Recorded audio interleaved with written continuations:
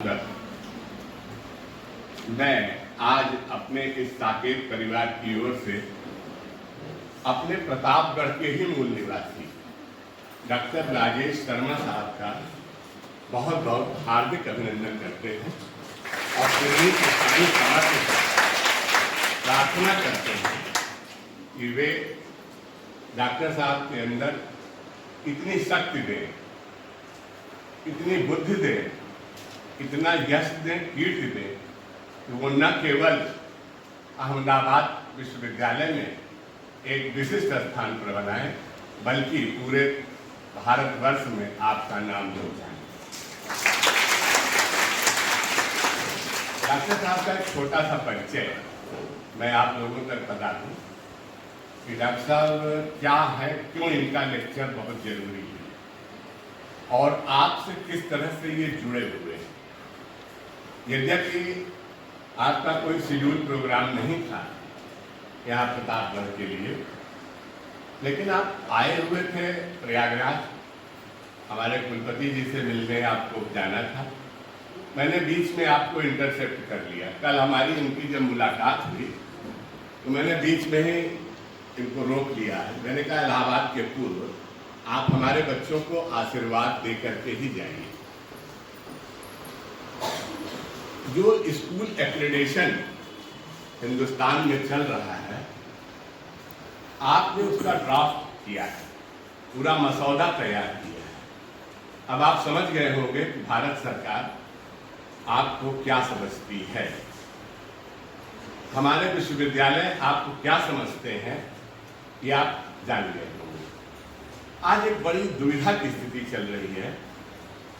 हम सब लोग सुनते रहते हैं नई शिक्षा नीति, नई शिक्षा नीति, नई शिक्षा नीति।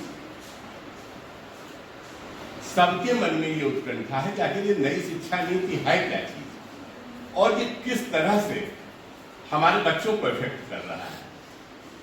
हम चाहे अंबेडकर को पढ़ते थे, चाहे नेहरू को पढ़ते थे और चाहे चंद्रशेखर आजाद को पढ़ लें या नेताजी सुभाष चंद्र बोस को पढ़ लें, how it concern to our development. और जब तक ये आपसे संबंधित नहीं होगा, आप क्यों इस बात से जुड़े, क्यों इस बात से प्रभावित हो कि कौन सी शिक्षा नीति आ गई है या क्या आ गया। अरे आ गया होगा कुछ भी, क्या फर्क पड़ता है। हमको तो किसी तरह बीए करके नौकरी करना है, हमको तो एमए करके, हमको तो वो शिक्षा नीति चाहिए जो हमारे पर्सनल डेवलपमेंट को विकसित कर सके, जो हमको ये विकास दे सके, विकास का मार्ग दे सके। अगर ऐसा देने में असफल है तो वो कोई भी नीति हो, अच्छी नीति नहीं हो सकती। और अगर वो उसमें सफल है तो फिर ये मतलब नहीं होता कि इसको कौन लेके आया है, वो हमारे लिए अच्छा है। अगर आप हमसे सहमत हैं इस बात से, कौन सी नीति अच्छी होगी बोलिए। मैं आप लोगों के सामने ये प्रश्न रख रहा हूं। दो नीतियां आपके सामने हैं। एक नीति है जो आपको विकसित करती है, आपके परिवार को विकसित करती है, आपके समाज को विकसित करती है, जिसका परिणाम ये आता है। दूसरी वो है, होगी बहुत अच्छी होगी, कोई फर्क नहीं है हमारे लिए, हमारे ऊपर कोई प्रभाव ही नहीं पड़ रहा है। हम तब भी दिन रात सड़क पर काम करते थे, हमारे माँ बाप हमको किसी तरह पढ़ा देते थे, हम या तो घर गृहिणी बन जाते थे या जाके कहीं नौकरी करके अपना जीवन यापन करने लगते थे।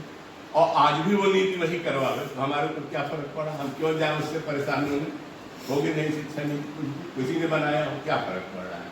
मेरी बात से सहमत हैं आप लोग? अगर नहीं सहमत हैं तब भी बता सकते हो। आज इस बात पर चर्चा बहुत जरूरी है कि आप जाने इस नीति का क्या प्रभाव पड़ेगा। लेकिन इस बात को इसलिए मत मान लीजिएगा डॉक्टर शर्मा ने कहा है।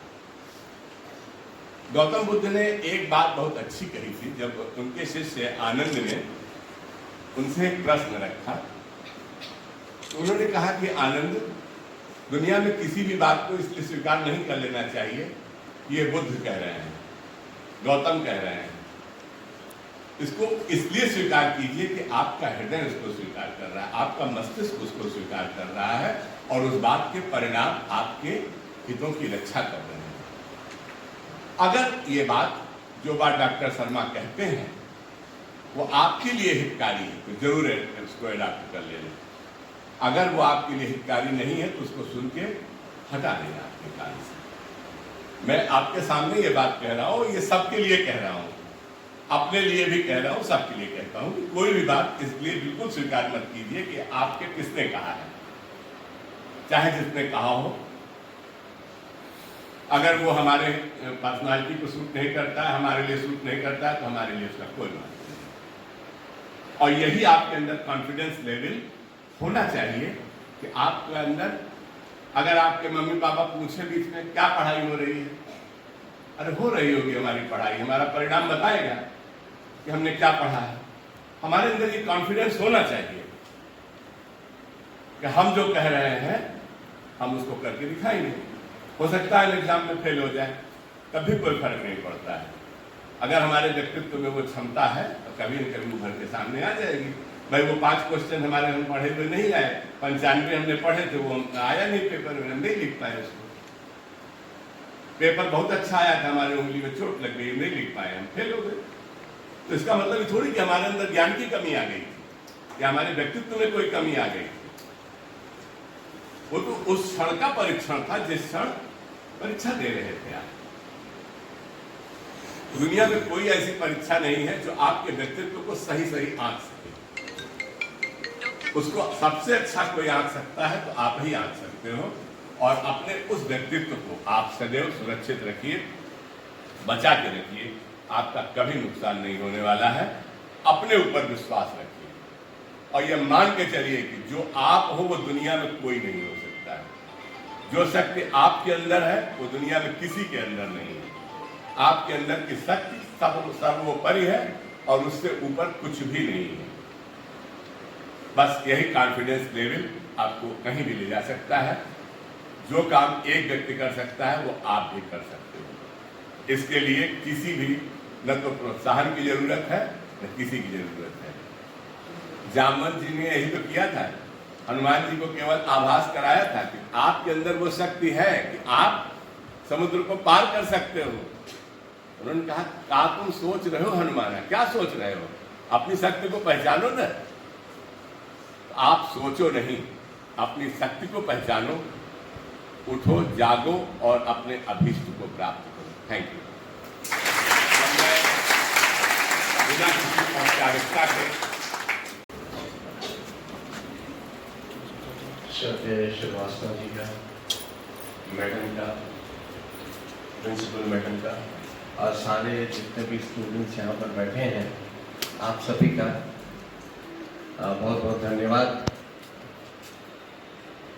ये तो मेरी नगरी प्रतापगढ़ का मैं हूँ और प्रतापगढ़ मेरा है, ठीक है। और जब प्रतापगढ़ मेरा है तो मैं प्रतापगढ़ की सड़कों की बात नहीं कर रहा हूँ, मैं प्रतापगढ़ की बाजार की बात नहीं कर रहा हूँ, मैं प्रतापगढ़ में जो बिल्डिंगें बनी हैं उसकी बात नहीं कर रहा हूँ, प्रतापगढ़ में जो लोग हैं मैं उनकी बात कर रहा हूँ। और वो लोग हैं आप। तो मैं आपका हूँ और आप लोग सब लोग मेरे हैं। मैं आपके बीच का ही हूँ और इस बात का जो मान सम्मान श्रीवास्तव जी लोगों को दे रहे हैं, आपको दे रहे हैं, हमको दे रहे हैं कि हम प्रतापगढ़ के होकर और देश में, विदेश में और सारी जगहों पे जो इस भूमि का जो नाम हम ऊंचा कर रहे हैं, जो कहते हैं ना 100 पढ़ा, क्या कहते हैं कि 100 पढ़ा तो 1 प्रतापगढ़, 100 पढ़ा तो 1 प्रतापगढ़। तो प्रतापगढ़ की मिट्टी में जो गड़ गया है उसकी महिमा अपरंपार है, ठीक है। अब मैं इस मिट्टी को भी धन्यवाद करता हूँ। मेरा ग्रेजुएशन यही MD PG से हुआ था, मनीश्वर दत्त से। फिर उसके बाद मैंने आगे पढ़ाई किया, B.Ed, M.Ed और PhD और नेट और ये और वो जो भी करना था वो किया। साहब ने मेरा ये विषय मूल रूप से इसलिए चुना है क्योंकि इस पर नई शिक्षा नीति 2020 पर मेरी एक पुस्तक भी प्रकाशित हुई है, जो अंग्रेजी में है, आपकी लाइब्रेरी में भी उपलब्ध है। न्यू एजुकेशन पॉलिसी और national education policy 2020 paths and destination, ये किताब का नाम है। और उसमें नई शिक्षा नीति के बारे में दिया गया है।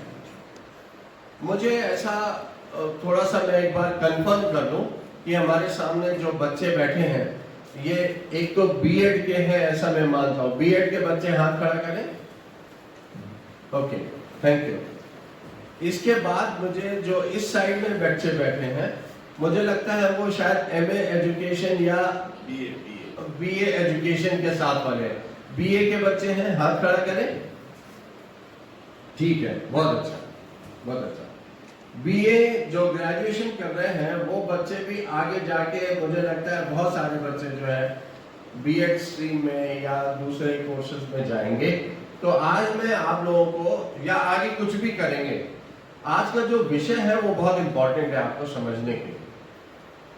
वो इंपॉर्टेंट इसलिए है क्योंकि आप लोग शिक्षा अर्जित कर रहे हो, करेक्ट? जब मैं कहूं तो सारे लोग जयकारा लगाना जोर से, यस सर, है ना? और कभी अगर कुछ ऐसा लगता है तो आप बोल देना नो सर, ठीक है? आप बिल्कुल एकदम थोड़ा सा फ्री महसूस करें, थोड़ा सा कंफर्टेबल महसूस करें। किसी कोई भी बच्चा ऐसा महसूस ना करे कि कहीं हिलना नहीं है, कहीं बोलना नहीं है, कहीं कुछ करना नहीं है, ठीक है? तो ये चीज आपके लिए इतनी इंपॉर्टेंट है क्योंकि आप सारे लोग शिक्षा प्राप्त करें। तो जो भी शिक्षा की नीतियां हैं वो आपके ऊपर असर करती, हमारे ऊपर असर करती। जैसे कि अभी मान लीजिए उदाहरण के तौर पर, अभी आपको 2 बार बोर्ड की परीक्षाएं देनी पड़ती हैं, एक बार 10वीं की, फिर 12वीं की, है ना? वो सरकारी नीति के हिसाब से है। कल को सरकार डिसाइड कर दे कि नहीं 10वीं की नहीं करेंगे, खाली बोर्ड की परीक्षा एक बार कर देंगे, तो शायद एक ही बार आपको बोर्ड की परीक्षा देनी पड़े। जो 2 बार मेहनत करते थे बच्चे, परेशान होते थे, वो शायद ना करना। तो जो नीतियां हैं वो हमको प्रभावित तो करती हैं। अब सवाल ये कि जो ये शिक्षा नीति है, इस शिक्षा नीति का हमारे से क्या लेना देना है, और ये है क्या नई शिक्षा नीति। इसके मैं थोड़ा सा बैकग्राउंड में जाता हूं, जो जानकारियां आपके पास होनी बहुत जरूरी है। पहली चीज, जो ये कमेटी बनी थी नई शिक्षा नीति के लिए 2020 के लिए, इसके जो चेयरमैन थे वो इसरो जो स्पेस साइंस रिसर्च सेंटर होता है उसके चेयरमैन थे डॉक्टर कस्तूरी रंगन। क्या नाम है? उनको चेयरमैन बनाया गया और 6 मेंबर्स की कमेटी बनी। वो 6 मेंबर्स ने मिलकर बैठ के डिसाइड किया कि देश की शिक्षा नीति कैसी होनी चाहिए। अब ये सोचने की जरूरत क्यों पड़ी? क्योंकि समय समय के हिसाब से जो जरूरतें हैं, हमारे देश की जो जरूरतें हैं, आपकी जो जरूरतें हैं, वो बदलती रहती है।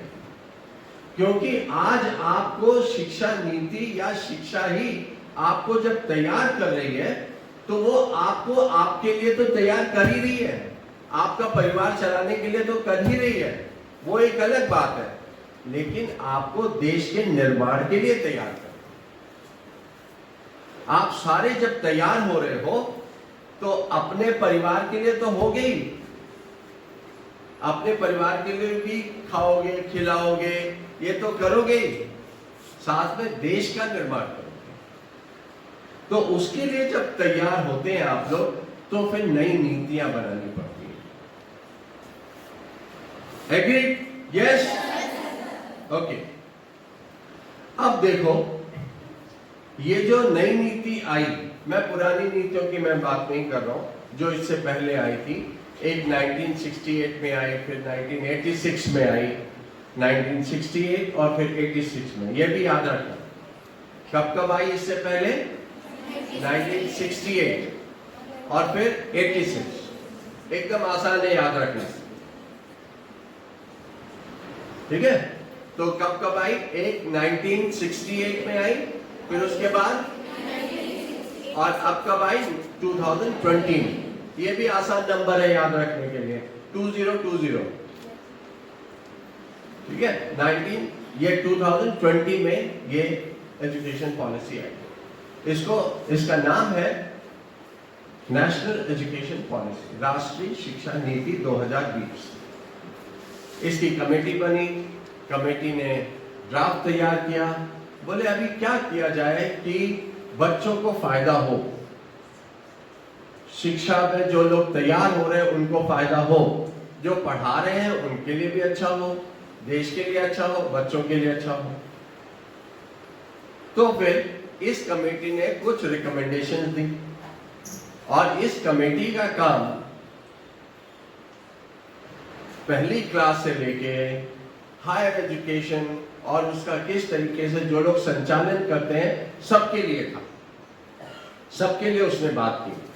अब एक और बात याद रखने की है, जो नई पॉलिसी थी, इस पॉलिसी के अंदर 27 चैप्टर्स थे, 27 चैप्टर। कितने चैप्टर? 27 चैप्टर्स थे और हर एक चैप्टर जो था हर एक विषय पर आधारित था। अब ये जो 27 चैप्टर्स हैं, तो उसमें कहां से शुरू किया? इन्होंने शुरू किया कि सबसे पहले early childhood care. Early childhood care कहने का मतलब है जो बच्चे 3 साल से अभ्यास करने लगते हैं उनके बारे में नई शिक्षा नीति में बताया कि अब इन बच्चों को भी हम मेन स्ट्रीम एजुकेशन में ले आएंगे। अभी तक क्या होता था, 2 चीजें मैं आपको दे रहा हूं, एक पहले का और एक अब जो नई शिक्षा नीति बोल रही है। पहले का और अब। पहले क्या था कि जो स्कूल में जो फॉर्मल एजुकेशन है वो आपकी क्लास 1 से शुरू होती थी। आपका जो GR नंबर होता था वो क्लास 1 से ही शुरू होता था। आप नर्सरी जाते हो, जूनियर KG जाते हो, सीनियर KG जाते हो, ये स्कूल कोई रजिस्टर्ड स्कूल ऐसे नहीं होते थे। इनको DEO के हिसाब से उनको परमिशन की जरूरत नहीं होती पहले। अब क्या हो गया? अब क्या नई शिक्षा नीति कहती है? वो ये कहती है कि ना, ये तो काम गड़बड़ हो रहा है, ये काम गड़बड़ हो रहा है। अब इस काम को ठीक करने के लिए हमको जो 3 साल से बड़े बच्चे हैं, जो nursery, junior KG, senior KG में जा रहे हैं, हमको इनको भी मेन स्ट्रीम में लाना पड़ेगा। अब हमको सरकार को इन बच्चों की भी शिक्षा, इन बच्चों का भी जिस तरह बढ़ रहे हैं, जिस तरह इनका विकास हो रहा है, इन बच्चों का भी हमको बहुत जरूरी है ध्यान रखना। जरूरी है या नहीं? वो इसलिए जरूरी है क्योंकि जो हमारा बुद्धि का जो विकास होता है ना, जो बुद्धि का विकास होता है वो 3 साल के बाद या उससे पहले इस समय से बहुत धड़ाधड़ फटाफट होता है, बहुत फास्ट होता है। इस समय में बालक का और हमारा आपका जो बुद्धि का जो विकास होता है बहुत फास्ट होता रहता है। तो सरकार को ऐसा लगा ये तो हमसे गड़बड़ी हो रही है, तो हम 3 साल के बच्चे जो है, 3 साल से ज्यादा nursery, junior KG, senior KG और उसके बाद के भी बच्चे जो 2 साल तक हैं, यानी 1, 2, 3, इन बच्चों को भी हमको एक पॉलिसी तैयार करनी पड़ेगी, इनके लिए करिकुलम बनाना पड़ेगा, इनको क्या सीखना चाहिए, क्या नहीं सीखना चाहिए, कितना सीख रहे हैं, ये सारी चीजें भी हमको सरकार की जिम्मेदारी है। ये बात हो गई बात नंबर 1। ठीक है, तो अब पहली बात नंबर 1 ये हुई। मैं आपको एक एक चीजें याद भी कराता जाऊंगा, बाद में मैं पूछूंगा भी। ठीक है, तो एक एक चीजें बीच में याद कराता जाऊं ताकि आप लोग एकदम, कोई भी आपको पूछे नई शिक्षा नीति में क्या है तो फटाफट बता सको। तो इन बच्चों का भी उन्होंने क्या किया कि इन बच्चों को भी अब हमको ध्यान में रखना है। तो अब क्या एक फॉर्मूला अभी हमारे पास क्या फॉर्मूला है हमारी पढ़ाई का? 10+2। अभी 10 क्या है? 10 क्या है? ये तो अभी का बता रहे हो आप लोग, 10th स्टैंडर्ड। अभी पहले क्या था? 10वीं पास की, बोर्ड परीक्षा +2, फिर 12वीं पास की, है ना? फिर 12वीं पास की, फिर उसके बाद +3, फिर आप हायर एजुकेशन में चले जाते हो, फिर आप डिग्री लेते हो। अब सरकार क्या कह रही है कि अब हमको इसको थोड़ा सा बदलना पड़ेगा। वो क्या कहते हैं? 5+4 है कि 3 है? 3, वेरी गुड, जग रहे हो सब लोग। 5+3++ गुड, वेरी गुड। इसका मतलब आप लोग होमवर्क करके आए हो। Very good. सो 5+3+3+4 ये इक्वेशन उन्होंने दे दी। अब 5 क्या है? पांचवी 3 साल से 1, 2, 3, 4, 5 साल और फिर उसके बाद 3 साल और फिर उसके बाद 3 साल और सरकार क्या कहती है? अब इस सब के लिए अलग अलग से बनेगा कोर्स। तो ये हमारी नई शिक्षा नीति का जो अभी तक ऐसे ही स्कूलों में जा रहे थे उनका करिकुलम करना, उनके भी विकास की जिम्मेदारी सरकार की है, हमारी सबकी। और जो टीचर्स तैयार हो रहे हैं, बेसिकली जो टीचर्स तैयार हो रहे हैं, आप लोगों को एक और चीज जान के अच्छी होगी। ये भी शायद मेरी एक ऐसी समझ है, शायद श्रीवास्तव जी उस बात से एग्री होंगे कि अगर आप लोग जो लोग ग्रेजुएशन में हैं, अगर आप लोग अर्ली चाइल्डहुड केयर के भी कोर्सेज कर लोगे, डिप्लोमा कोर्सेज होते हैं उसमें, तो अब सरकार, मुझे ऐसा लगता है कि सरकार केंद्रीय विद्यालय हो चाहे स्टेट स्कूल्स हो, इसके अंदर प्री प्राइमरी स्कूल्स हैं, वो भी सरकार उनमें भी भर्ती टीचर्स की करेगी और टीचर्स को उसमें भी उसमें नई भर्तियां आएंगी, बहुत सारी ओपनिंग होगी। आपने वाकई बहुत ही गंभीर बात बता दिया और भविष्य दिखा दिया, इसको एक मार्ग मिल जाएगा बच्चों को। जबरदस्त इसमें रिक्वायरमेंट आएगी, बहुत बड़ी रिक्वायरमेंट आएगी। तो अगर कोई भी कोर्स इस तरीके का जो pre primary education care, early childhood care का है, वो डिप्लोमा कोर्सेज भी होते हैं, डिग्री कोर्सेज नहीं होते, उसमें सर्टिफिकेट कोर्सेज होते हैं और डिप्लोमा कोर्सेज होते हैं। अगर आप वो कर लेंगे तो आपको सरकार की रिक्वायरमेंट के हिसाब से फटाफट सब लोग एडजस्ट हो जाओगे, बहुत जल्दी। और ये झमाझम करके रिक्वायरमेंट आएगी और ये सारी चीजें 2030 तक फुल्ली इम्प्लीमेंटेड हो जाएंगी। ये भी आप लोग समझ लीजिए। अभी 2022 चल रहा है, धीरे धीरे इसकी पॉलिसी में और ठीक ठाक करके 2030 तक ये फुल्ली इम्प्लीमेंटेड होंगी। आज है 22, यानी कि आज 22 तो चली गई, 23 से 7 साल और, यानी 5 से 7 साल के बीच में, 5 से 7 साल के बीच में ये कोई वक्त नहीं होता है, ये वक्त यूं गुजर जाएगा। इसमें जितने लोग आज तैयार होंगे, ये 5-7 साल के अंदर सारे गवर्नमेंट जॉब में एप्लीकेबल और एब्जॉर्ब होंगे, जो आज तैयार होंगे। क्योंकि जब इसकी रिक्वायरमेंट आएगी तो फुल फ्लेज आएगी, धड़ाधड़ आती रहेगी और आप लोग एब्जॉर्ब होते रहोगे। सवाल जरूरत यह है कि आप उसके लिए तैयार हो या नहीं। हवा के रुख को पहचानिए। यस। तो मैं वो एक डायमेंशन जो आपके डायरेक्ट फायदे के लिए है वो मैं ये बता रहा हूँ। तो ये बात हुई स्कूल एजुकेशन। स्कूल एजुकेशन में जो बदलाव आ रहे हैं, तो स्कूल एजुकेशन में ये करने के साथ साथ नई एजुकेशन, ये जो राष्ट्रीय शिक्षा नीति है, ये स्कूल असेसमेंट और एक्रेडिटेशन की भी बात है। कहती है अभी जितने स्कूल चल रहे हैं ये सारे स्कूलों की क्वालिटी एक्रेडिटेशन होना चाहिए, यानी कि क्वालिटी चेक होना चाहिए।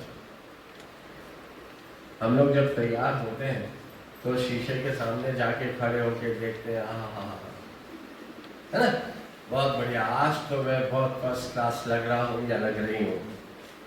तो आप चेक करते हो, तो जैसे ही बाहर निकलते हो तो माँ बोलती है अरे चोटी में वो बांध के जा, तो ऐसा करके जा।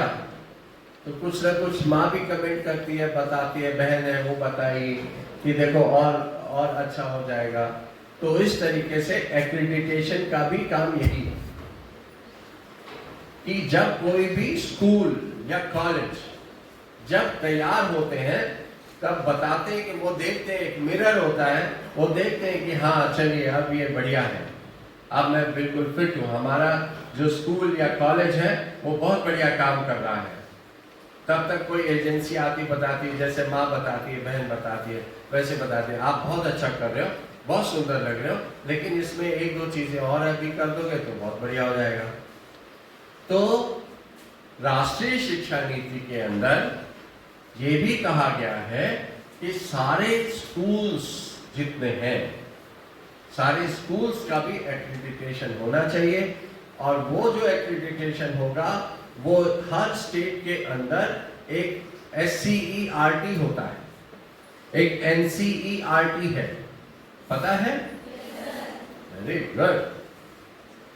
NCERT का ऑफिस कहां पर है? वेरी गुड, हाँ ठीक है, किसी ने कहा न्यू दिल्ली में, जिन्होंने न्यू दिल्ली कहा है वो बिल्कुल सही है, और जिन्होंने दिल्ली कहा है वो करीब करीब सही है। तो न्यू दिल्ली में उसका ऑफिस है NCERT। इसी तरह हर स्टेट के अंदर एक SCERT होता है जो स्टेट के लिए, राज्य के लिए वो आयोजन करता है। तो जब उनको ये जिम्मेदारी दी गई है कि हर SCERT जो है वो अपने स्टेट के लिए, स्टेट के स्कूलों के लिए वो मैनुअल तैयार करे और उनको चेक करे कि स्कूल कैसे चल रहे, कैसे नहीं चल रहे, और उसका एक्रेडिटेशन करे। तो ये बात होगी बात नंबर 3। तो पहली बात क्या थी? ECCE। दूसरी बात 5+3+3+4। तीसरी बात क्या हो गई? एक्रेडिटेशन की, यानी कि गुणवत्ता जो है, गुणवत्ता को जांच करना, ये बात हो गई। अब इसके आगे फिर हायर एजुकेशन में जब आप जाओगे तो हायर एजुकेशन में भी उसका असेसमेंट है, दूसरी चीजें हैं। लेकिन एक चीज जो खास तौर से श्रीवास्तव जी ने मुझे रिक्वेस्ट किया था कि उसके बारे में मैं आप लोगों से बात करूं और उसके बारे में भी आपको बताऊं, तो क्या है कि आप लोग आज भारत में जो चेंजेस आने वाले हैं वो आपके लिए किस तरह प्रभावी है, आपको उसके प्रति जागरूक होना बहुत जरूरी है। और वो है, नई शिक्षा नीति में ऐसा है, वो कहते हैं ABC। वाह भाई वाह, ये तो हम तब से पढ़ते चले आ रहे हैं ABC, ये कौन सी नई बात आ रही है? तो ये है एकेडमिक बैंक ऑफ क्रेडिट। पहली चीज तो अब मैं आपको ये बताऊं, जब आपका सिलेबस तैयार होता है, बीएड या फिर ग्रेजुएशन वाले, जब आपका सिलेबस तैयार होता है ना, तो हर पेपर का एक क्रेडिट होता है। देखा है कभी आपने सिलेबस? देखा है सिलेबस में? उसमें अभी देख लेना, उसमें क्रेडिट दिया होता है कि एक पेपर, कोई भी अगर आप पेपर पढ़ रहे हो तो वो पेपर का क्रेडिट होता है। लोग की इस साल की मार्कशीट आई है फर्स्ट सेमेस्टर जी, वो उसी तरह सेकंड सेमेस्टर की बीए की, वो CGPA के हिसाब से उसमें क्रेडिट उल्लेख है, क्रेडिट के हिसाब से। जब आप लोग अभी तक नहीं जान रहे थे कि है क्या। हाँ, तो जब आपका कोर्स, जब आप मान लीजिए कि आपने एक साइकोलॉजी का पेपर पढ़ना शुरू किया, अब साइकोलॉजी का पेपर पढ़ रहे हो तो साइकोलॉजी का पेपर का एक क्रेडिट स्कोर होगा और एक क्रेडिट जो होता है उसका 16 घंटे की टीचिंग होती है। उसमें 16 घंटे की टीचिंग मास्टर को क्लासरूम के अंदर 16 घंटे पढ़ाना चाहिए। ठीक है, तो इस तरीके से कोई भी पेपर का क्रेडिट स्कोर तैयार होता है। तो वो जो क्रेडिट है, अब आप क्या करते हो, जब परीक्षा देते हो, परीक्षा देने के बाद आपका स्कोर मिला, रिजल्ट आया, रिजल्ट आने के बाद आपको उस पेपर में जितने नंबर आए, जो भी आए, तो आपका क्रेडिट जो है, आप क्रेडिट अर्न करते हो, एक एक पेपर क्लियर करते हो। एक पेपर जब आप क्लियर करते हो, इसका मतलब है कि आपने 4 क्रेडिट अर्न कर लिए। यानी कि अगर आपका एक क्रेडिट का कोई पेपर पढ़ रहे हो तो यानी कि आप 16 घंटे पढ़ाई कर चुके हो, और 16 घंटे पढ़ाई करके आपने परीक्षा दी है और आप पास कर चुके हो, तो यानी कि आपने एक क्रेडिट आपने अर्न कर ली। बात समझ में आ गई? नहीं समझ में आई तो फिर पूछो। मैं फिर से रिपीट करता हूं, मैं फिर से रिपीट करता हूं, जब कोई भी सिलेबस जब तैयार होता है तो उसमें हर एक पेपर का क्रेडिट दिया होता है। तो वो क्रेडिट, वो जो 16 घंटे 18 घंटे, ये आप कॉलेज पे छोड़ दो, फिर आप उसकी परीक्षा देते हो, जब आप पास हो जाते हो तो यानी कि आपने उतनी क्रेडिट अर्न कर ली। तो अब ये जो एबीसी खोला है, यूजीसी जो यूनिवर्सिटी ग्रांट कमीशन है, ठीक है, यूनिवर्सिटी ग्रांट कमीशन, तो यूनिवर्सिटी ग्रांट कमीशन ने ये सजेस्ट किया कि अब हम क्या करेंगे कि एक बैंक हम बनाएंगे, एक बैंक बनाएंगे। अभी आप लोगों के, आपके पास पैसा है तो कहां रखते हो? अब जो बैंक बनेगा वहां पर आपका नॉलेज बैंक होगा, वो आपका वो बैंक होगा कि आपने कितने क्रेडिट, कितना आपने पास किया। तो वो यूनिवर्सिटी यूजीसी जो है एक वर्चुअल बैंक बनाएगी, उसमें यूनिवर्सिटी रजिस्टर हो जाती है। जैसे आपकी यूनिवर्सिटी लगती है इलाहाबाद स्टेट यूनिवर्सिटी, करेक्ट?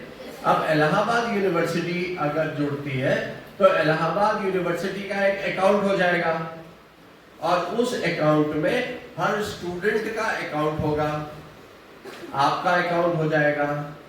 आपका जो अकाउंट होगा तो आप जितने पेपर क्लियर करते हो वो सारे क्रेडिट आपके उसमें रजिस्टर हो जाएंगे, एंट्री हो जाएगी। अब आपको फायदा क्या? सवाल ये है, ये तो बात समझ में आ गया सर। एक बैंक खुल गया और मैंने पढ़ाई की, पास हो गए और मेरा क्रेडिट उधर जमा हो गया, मैं घर क्या लेके जाऊं? और इसके करने से मेरा फायदा क्या? 3-4 फायदे।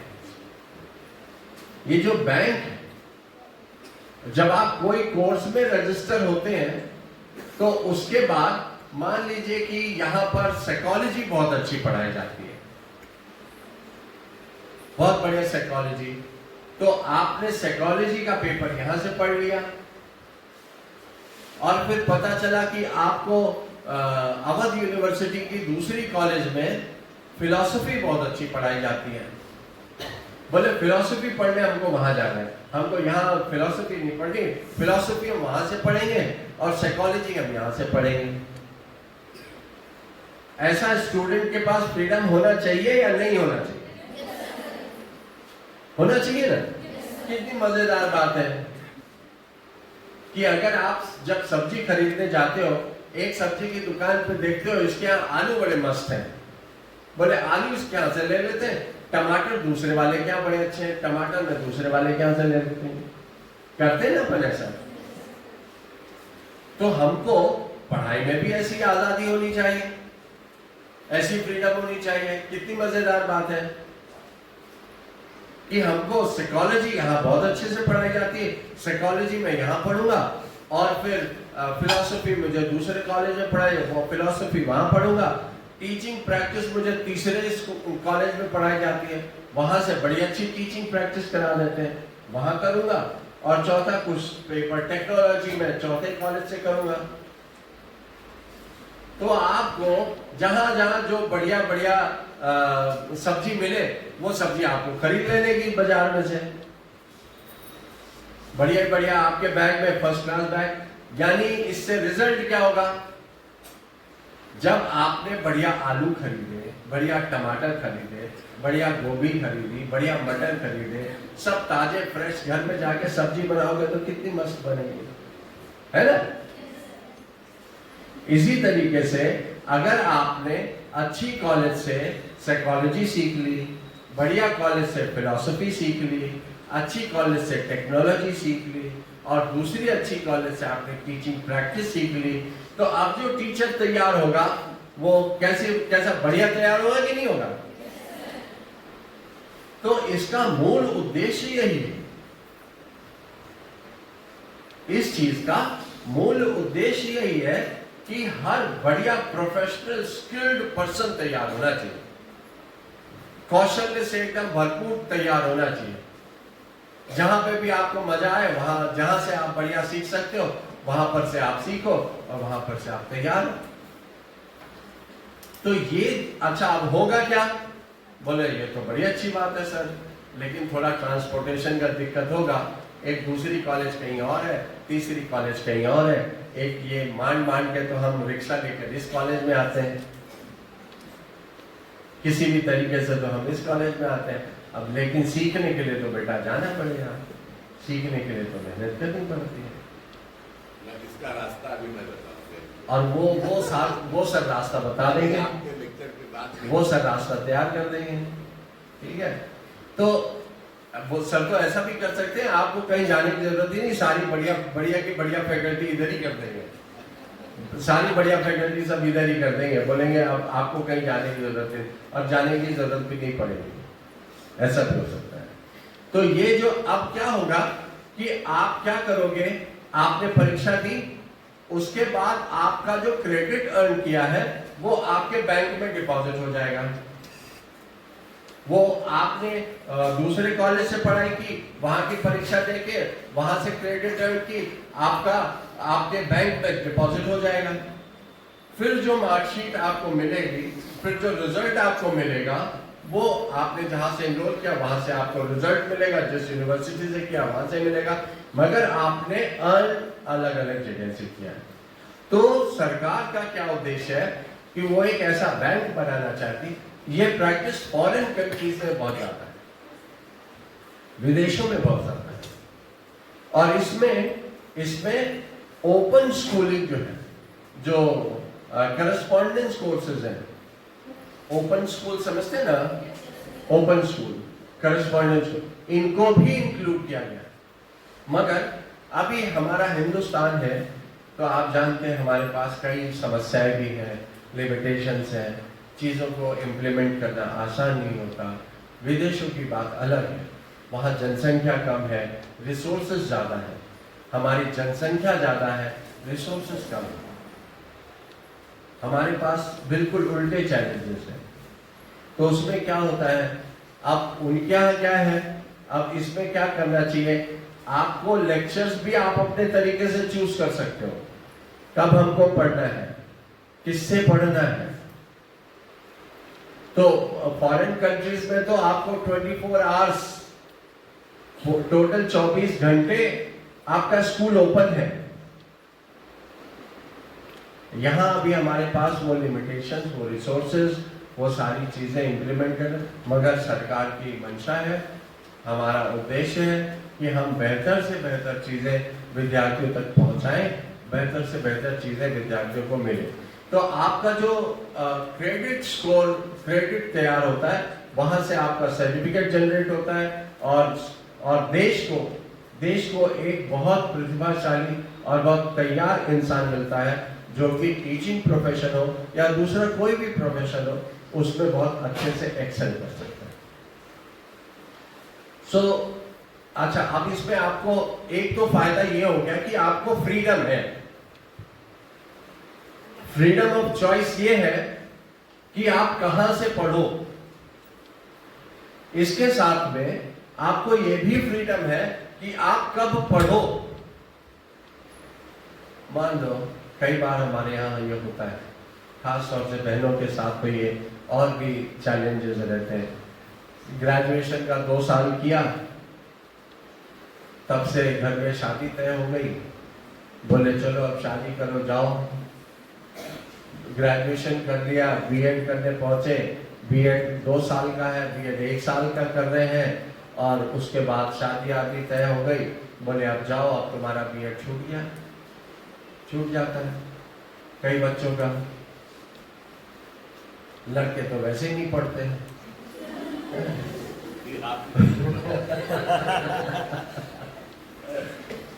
बच्चियां बड़ी परेशान हो जाती हैं। कई बार तो ऐसे न्यूज़पेपर में आता है कि वो बच्ची शादी की और शादी के मंडप के बाद तुरंत भाग कर आती है अपना पेपर लिखने के लिए। ऐसा यहाँ हुआ है, ऐसी कई घटनाएं पेपर में देखने को मिलती है। तो बच्चियों की जो लगन है, जो उनकी लगन है पढ़ाई के प्रति, उसको कोई तकलीफ नहीं होनी चाहिए, उसको कोई तकलीफ नहीं होनी चाहिए। तो राष्ट्रीय शिक्षा नीति, न्यू एजुकेशन पॉलिसी ये भी कहती है कि आपको पढ़ने की, किससे पढ़ना है वो आजादी तो है, और कब पढ़ना है वो भी आजादी आपके साथ छीनी नहीं जाएगी। कैसे? आज आपने मान लीजिए कि 1 साल पूरा कर लिया बीएड का या ग्रेजुएशन का, 1 या 2 साल आपने पूरा कर लिया। अब 1 या 2 साल पूरा करने के बाद आपने जितनी क्रेडिट अर्न की है वो तो आपकी क्रेडिट डिपॉजिट हो गई, वो तो आपकी क्रेडिट डिपॉजिट हो ही गई। उसके बाद आपको 7 साल का समय निर्धारित किया है, 7 इयर्स। 7 इयर्स तक में आपको कभी भी मन आए, बोले अरे अरे अभी हमको याद आया हम बीएड कर रहे थे, बीएड कर रहे थे, अचानक छूट गया हमारा, अब हम क्या करें, अब हमारा पढ़ाई का बड़ा मन हुआ है, अभी मजबूरी भी है, पढ़ना भी है, हमारी सास बहुत पीछे पड़ी है कि चलो अब पढ़ाई तुम तो कुछ करती नहीं हो, घर में काम तो वैसे ही होता नहीं है, चलो पढ़ाई करो, कुछ तो कर लो, हमारा भी मन हुआ है। तो आप 7 साल तक में कभी भी जाके वापस अपना अकाउंट, बैंक जो अकाउंट है ना, academic score, credit score bank, वो आप ओपन कर सकते हो, फिर से आप अपने आप को रजिस्टर कर सकते हो, रजिस्टर तो हो ही हो, और फिर से आप अपना कोर्स शुरू कर सकते हो। और आपको जो क्रेडिट पैसा बचा के रखा है ना, जो मेहनत बचा के रखी है, वो आपकी बेकार नहीं जाएगी, आप उसी के आगे काम पूरा करोगे। बोलो जय हिंद, जय माता।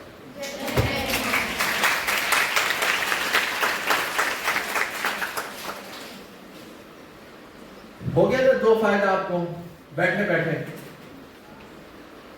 बैठे फायदा ये हुआ कि आप 7 साल तक में, अगर आज आपने ग्रेजुएशन किया, कल आप मान लीजिए कि एमबीए कर रहे हैं, आपने एमबीए आपका 2 साल का हुआ या 1 साल का हुआ, बीच में छूटा किसी वजह से, तो आप फिर वापस उसको पकड़ लो, पकड़ सकते हो, कोई दिक्कत नहीं है। तो ये न्यू एजुकेशन, तो अब आपको कहां पढ़ना है, कब पढ़ना है, किससे पढ़ना है, सारी आजादी आपको मिलती है। इससे एक और फायदा होता है, आपका पेस, जो गति, मान लीजिए कि ये जो बहनें बैठी हैं ये बड़ी होशियार है, मैं इतना होशियार नहीं हूं, तो आज मैं एक पेपर पढ़ूं, अगले 6 महीने बाद मैं दूसरा पेपर पढ़ूं, सब नहीं पढ़ूंगा मैं, बहुत बोझ पड़ जाता है। हमसे एक का एक पेपर हम पढ़ पाएंगे भाई, और कह दिया कि जाइए हम कुल पेपर पढ़ के हम 8 पेपर परीक्षा दें, हमसे न हो भाई। जब आप ऐसा कहते हैं तो आपके पास भी ये आजादी है कि कोई बात नहीं, आप जाके, बिटिया कौन बात नहीं है, जा तू एक पेपर जो पढ़े वह जाए परीक्षा देगी, तू चल आवा, धन्य हो जा।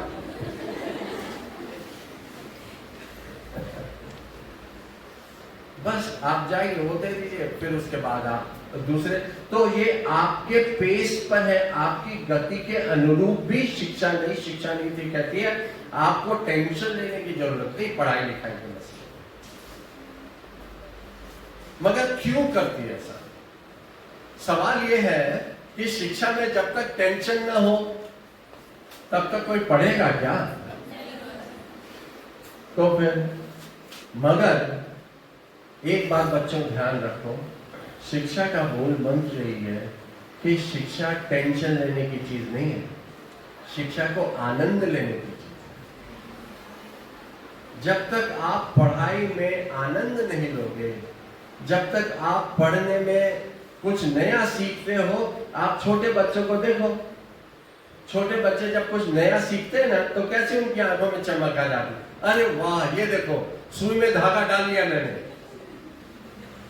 उछल के पूरे गांव में बता के आ जाएंगे। वैसे श्रीवास्तव जी की भी प्रवृत्ति है, श्रीवास्तव जी की भी वैसी ही प्रवृत्ति है, कोई नया सीखने की, नया करने की, जो सीखना है, पढ़ना है, ये एक आनंद की चीज होनी चाहिए।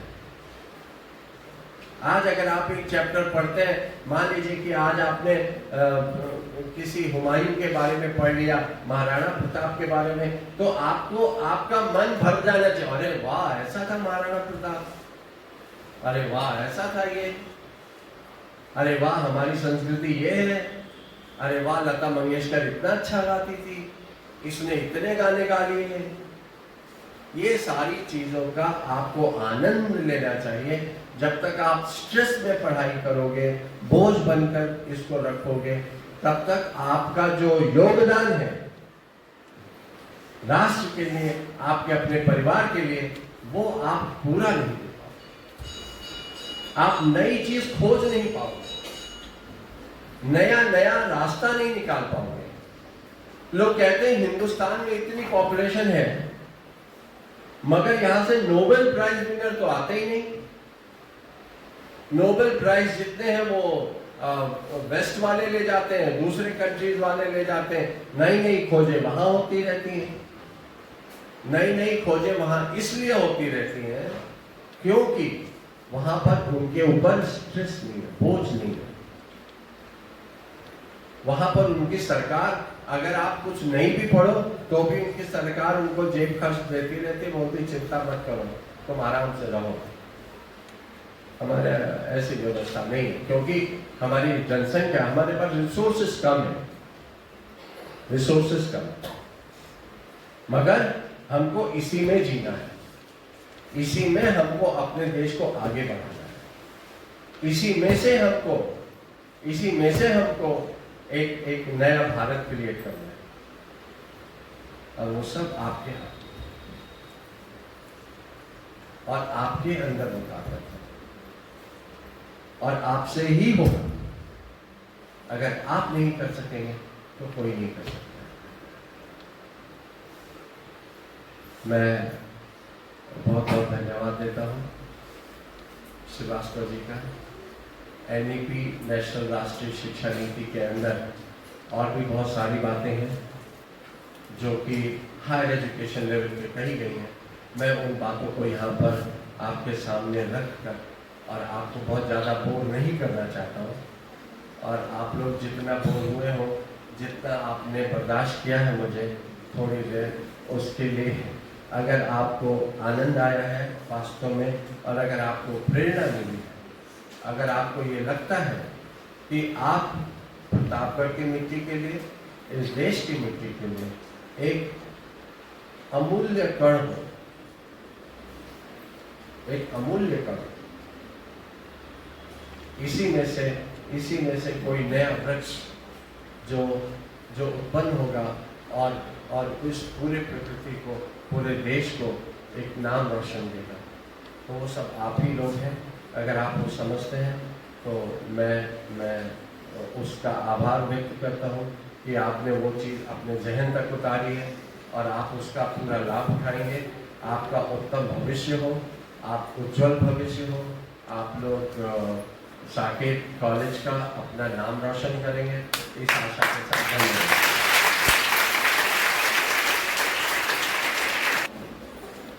धन्यवाद डॉक्टर साहब। मैंने आपका जो अभी तक आपका जो संभाषण था उसका जो आनंद लिया मैंने, और उससे जो निष्कर्ष निकाला, मैंने सोचा कि बच्चों के सामने तुरंत ही शेयर कर दिया जाए आपकी उपस्थिति में, तो शायद अगर मैं कहीं गलत निष्कर्ष कहूँगा तो सही किया जा सकूँगा, कर सकूँगा अपने को। इसलिए मैंने ये उत्तर देना तुरंत ही उचित समझा।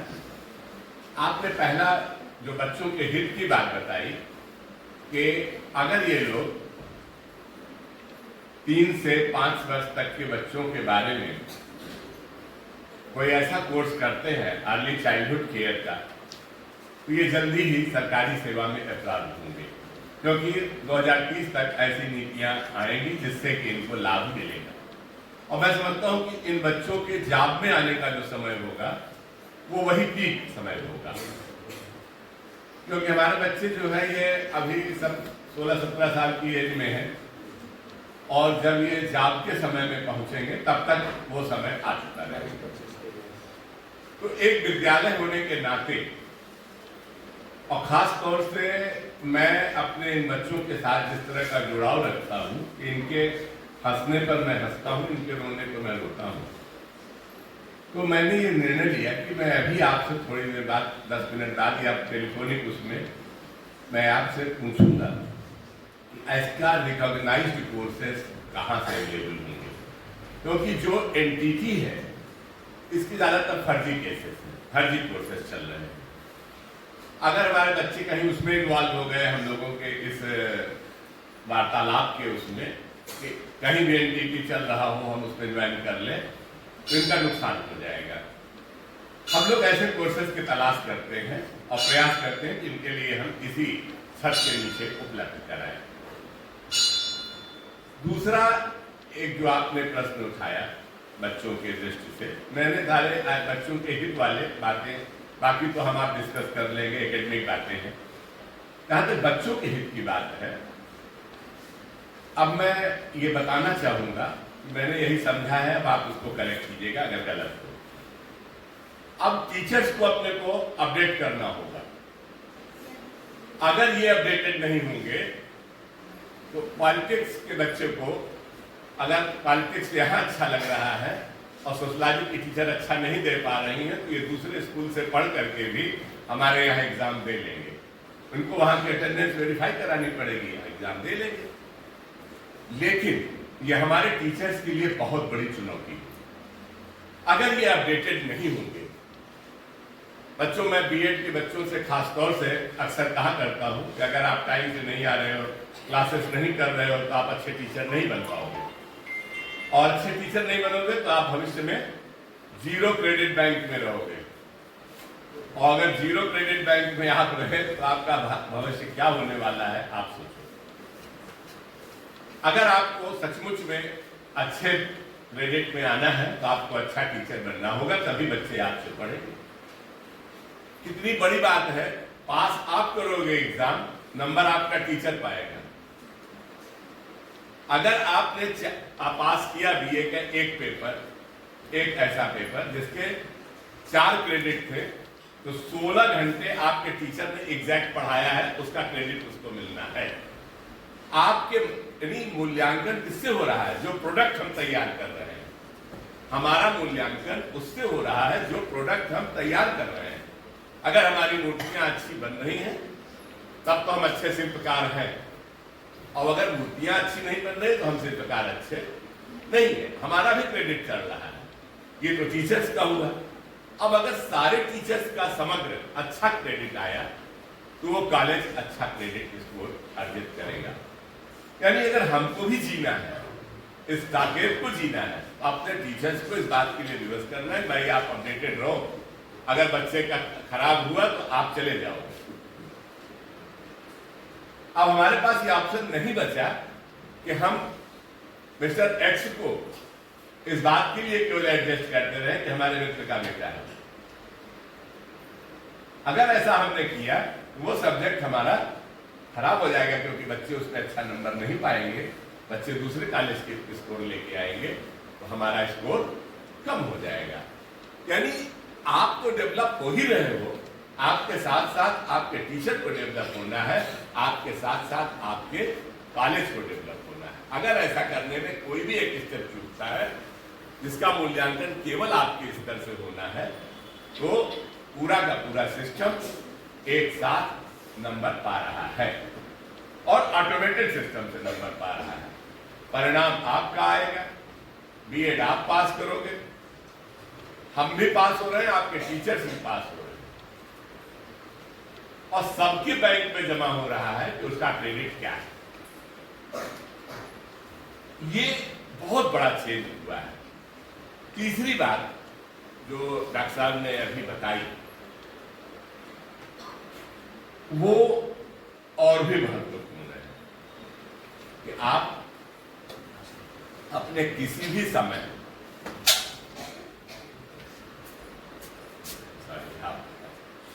कि आप अपने जीवन के जिन क्षणों को आपने उपयोग किया है, उन क्षणों में से कुछ क्षण अगर बचा हुआ था, आपके एग्जाम नहीं दे पाए थे, आप एग्जाम देना चाहते हो, आप इसको कभी भी कर सकते हो।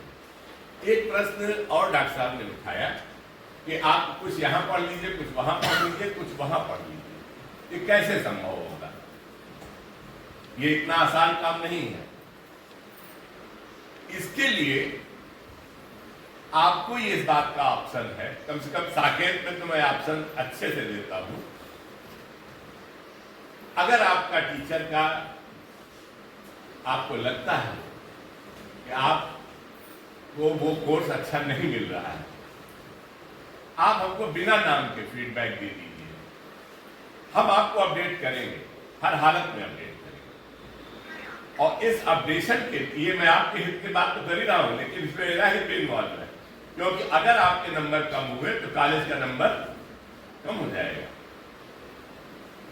जितने लोगों ने अभी फर्स्ट सेमेस्टर सेकेंड सेमेस्टर की मार्कशीट मार्क्स देखे, आप में से अधिकतर लोग इसको समझ ही नहीं पा रहे कि है क्या।